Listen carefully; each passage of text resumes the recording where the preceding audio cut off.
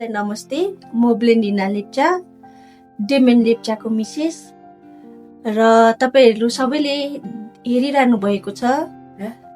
Facebook, इन्स्टाग्राममा अहिले धेरै नै चलिरहेको छ यो जारिकल मुभी, जो चाहिँ हाम्रो दार्जिलिङकै भाइहरूले बनाएको छ र यस मुभीमा चाहिँ मेरो हस्बेन्डले पनि खेलेको छ र उसको चाहिँ भूमिका भिलेनको छ। जसरी चलचित्रभित्र उहाँको श्रीमती अर्कै छ, तर रियल लाइफमा उहाँको श्रीमती त तपाईँ हो नि त। अब नेचुरली हेर्नु हो भने अलिकति डाहा लाग्ने, अलिकति रिस हुने हुन्छ होइन। तपाईँलाई उहाँको अर्को श्रीमती हुँदाखेरि अलिकति कस्तो खालको फिलिङ भएको छैन? र पहिलोचोटि त अब मलाई दुःख त लागेकै थियो, आफ्नो बुढी हुँदा अर्को बुढीसँग उहाँले मुभी खेल्नु हुँदाखेरि।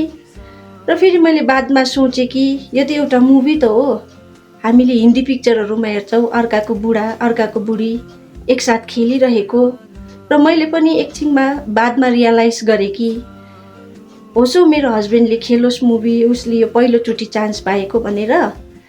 र उसलाई मैले सपोर्ट गरेर उसलाई मैले बातै पछि सोध्थेँ, आज तपाईँ सुटिङमा जाँदैन, जानुहोस् है भनेर भन्थे। उसले जाँदाखेरि मैले जहिले पनि ल सुटिङ राम्रो गरेर आउनुहोस् भनेर भन्थे। र अब यसरी पिक्चर खेल्नु पाउँदाखेरि चाहिँ मलाई पनि खुसी लागेको छ र यो पिक्चर चाहिँ राम्रोसँग चल्नेछ भन्ने म आशा पनि राख्दैछु। अनि तपाईँले पनि हेरिदिनुहुन्छ भन्ने विश्वास गर्दै तपाईँलाई धन्यवाद दिँदैछु। धन्यवाद।